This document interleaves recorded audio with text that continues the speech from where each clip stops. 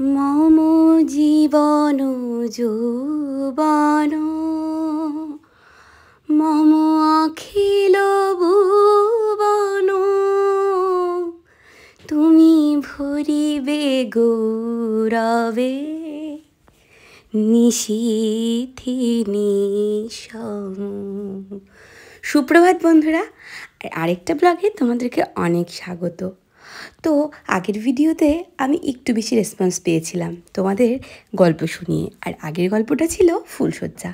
তো আজকে ভাবলাম আরেকটু ভিন্ন স্বাদের গল্প দিলে কেমন লাগবে। তো আজকের গল্পটা হলো প্রতারণা, যেটা আমারই বানানো, আমারই লেখা বলতে পারো।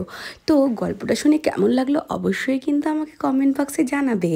আর প্রত্যহ আমি কি কাজ করি সেটা তো ভিডিওতে তোমরা দেখতেই পাবে। তো চলো গল্পটা শুরু করি। নমস্কার বন্ধুরা, আজকের গল্প প্রতারণা। খুব অল্প বয়স্ক একটি মেয়ের সাথে একটি ছেলের প্রেম, সেই নিয়ে আজকের গল্প। মুন্নি আর আকাশ একে অপরকে প্রথম দেখা থেকে ভালোবাসতে শুরু করে। আকাশ মুন্নিকে খুব ভালোবাসে, কিন্তু মুন্নির মনে বরাবরই বয়ফ্রেন্ড মানেই বড় বড় গিফট। কিন্তু আকাশ তো কিছুই করে না। এইভাবে 1 বছর কেটে গেল। মুন্নি 15 থেকে 16 হলো।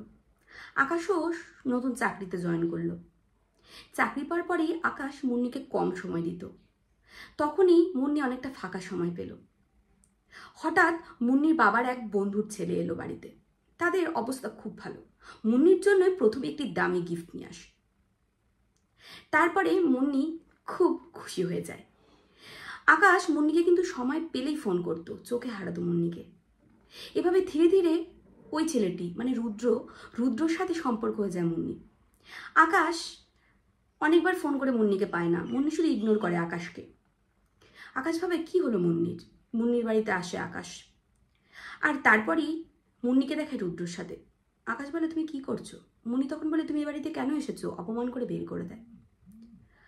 আকাশ তখন ভাবে যে আমি কি করলাম এতদিন, মুন্নিকে এত ভালোবাসলাম, ও এরকম করলো। একটা পার্কে গিয়ে চুপচাপ 1 ঘন্টা বসে থাকে আকাশ। মনে মনে ভাবে, তুমি ছাড়া আমার বেঁচে থেকে লাভ নেই।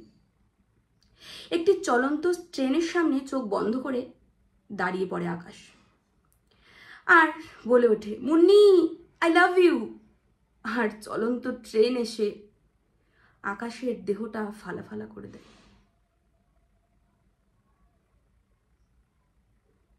এইভাবে কত ভালোবাসাই না মরে গেছে।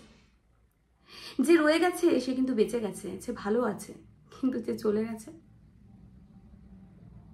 সবই ব্যর্থ। ভালোবাসার আরেকটা নাম সত্যি প্রতারণা, এই গল্পটা থেকে বোঝা যায়। আমার নিজের লেখাই গল্পটি। যদি ভালো লাগে আপনাদের তবে সাবস্ক্রাইব করবেন চ্যানেলটাকে, আর লাইক আর একটা কমেন্ট আশা করব। আর ফেসবুক থেকে দেখলে অবশ্যই ফলো করে দেবেন। Thank you.